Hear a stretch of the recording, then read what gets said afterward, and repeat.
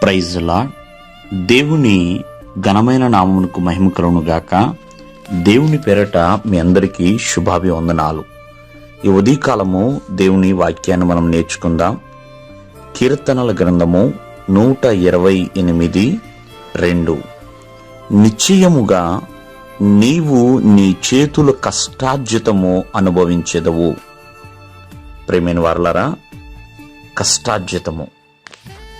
ప్రతి మానవుడు కష్టపడుతూనే ఉంటాడు.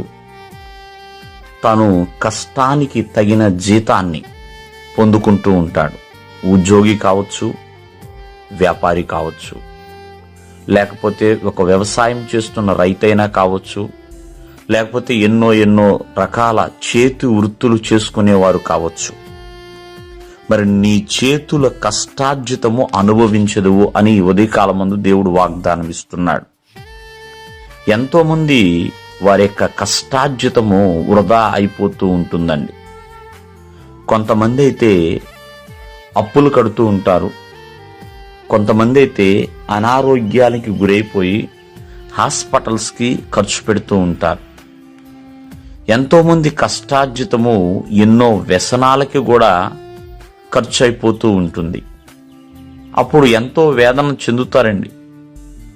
మేము నెలంతా కష్టపడుతున్నాము, కానీ మేము మా కష్టార్జితాన్ని అనుభవించలేకపోతున్నాము, ఇతరుల చేతిలో ఆ కష్టార్జితము వెళ్ళిపోతుంది అని ఎంతో వేదన చెందేవాళ్ళు ఎందరో ఉన్నారు.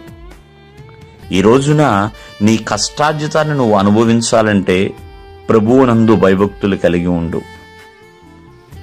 ప్రభువు మార్గాల్లో నడువు. ప్రభువు ఒక మార్గాన్ని నీకు చూపించాడు. అది దేవుడు నీకు చూపించిన క్షేమకరమైన మార్గం అండి. అలాగే ఆ దేవాది దేవుడైన ఆ ప్రభువునందు నీవు ఎప్పుడైతే భయము భక్తి కలిగి ఉంటావో, నీ కష్టార్జితము పరుల పాలు కాకుండా దేవుడు కాపాడతాడు. నీ కష్టార్జితము వృధా కాకుండా దేవుడు భద్రపరుస్తాడండి. అది గుర్తుపెట్టుకొని ప్రతి ఒక్కరూ కూడా మీ కష్టార్జితాలని అనుభవించాలి.